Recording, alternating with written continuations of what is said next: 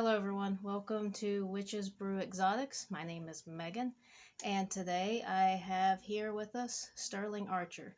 He is our adult male bearded dragon. Today we will be discussing bearded dragons, where they come from, and the type of care they need. I won't get too in depth in care. I'll have separate videos for that, what they need to eat, the type of enclosure they need to be in, the lighting that they need. So this is just going to be a general information about bearded dragons, and hopefully he'll stay with me through the whole thing. He was pretty comfy when I got him out of his enclosure. Bearded dragons are very common exotic pets. If you go into any pet store, you're likely to see a bearded dragon in an enclosure. They're fairly easy to take care of, not too difficult. As long as you have the proper setup and give them the proper diet that they need, they'll live their full lifespan. Bearded dragons will live up to 17 years in captivity. Bearded dragons originated from inland Australia. A full-grown bearded dragon can reach up to 24 inches long. Bearded dragons enjoy hot and arid climates, so make sure that your lighting and humidity levels are always accurate for your bearded dragons. If you have more than one, make sure they're blocked off so they can't see each other. Adult bearded dragons are normally docile as long as you handle them often and make your presence known. Like any animal, just be careful. Anything with a mouth can bite. Sterling is quite tame and will let us pet him usually whenever, but each bearded dragon does have a different temperament. Phoebe, on the other hand, doesn't enjoy my company very well. She much prefers my partner over me, so I usually don't touch her very often. She gets quite upset when I'm in the room. Just like any animal, they can choose which people they like and which people they don't like, and sometimes you just can't help that. Just remember, if an animal is uncomfortable, don't force an interaction. Not every animal is going to want to be touched all the time, so just make sure that you can read your animals and look for signs of stress and just uncomfortability. That way you're not overstressing your bearded dragon. Baby beardies are generally flighty and move very quick, so be careful if you do get them out of their cage that you hang on to them. I recommend holding them in their cages just in case they jump or scurry away. You don't have to worry about losing them because they are quick. Bearded dragons need a good diet. We give them strawberries and blueberries every once in a while. You don't want to give them too many strawberries or blueberries or bananas or fruits like that. It can upset their stomach. Collard greens are an excellent staple, just to make sure they're fresh.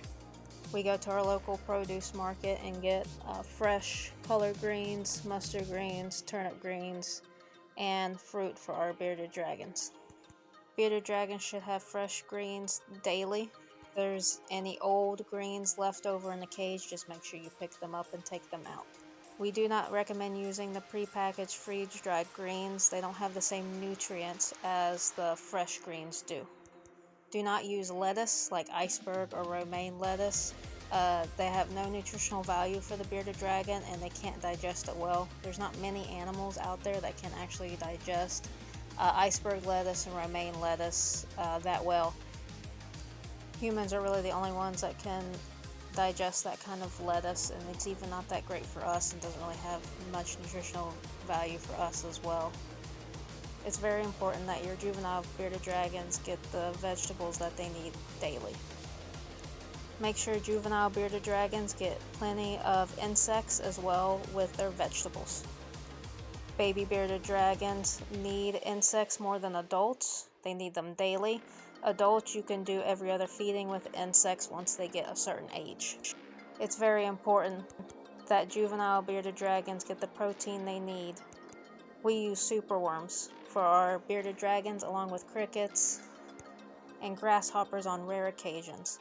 Make sure you always powder with calcium to try to prevent metabolic bone disease, which is very common in bearded dragons, and you don't want them to get that. That's very bad. Make sure you start when they're very little adding the calcium powder to their food. Just don't do what I did and add too much. Only a little bit is needed. I accidentally put too much in. Either way, it won't harm your bearded dragons if you accidentally do add too much. Too much is not going to hurt them. Just make sure to take the bowl out when you're done. That way that doesn't harden in the bowl. The calcium doesn't harden in the bowl. Makes it a little harder to clean when the calcium is hardened in the bowl. Now our juvenile bearded dragon is still getting used to us. He's still a little bit aggressive. So a way that we are trying to bond with him is not necessarily hand feeding him, but holding the bowl up to him. That way we are still interacting with him. And all this is done in his cage. Eventually when they get comfortable enough, they'll take the food.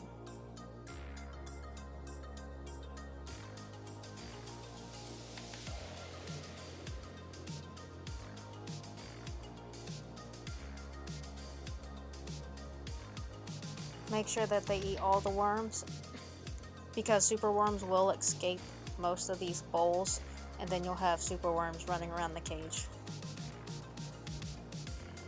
It's not a bad thing, it's just annoying when you lose them in the cage, and then the baby beardy or your adult beardies can't find them. Thank you very much for watching today. I hope you learned a lot. Click that like button and subscribe if you want more videos. There'll be plenty more to come.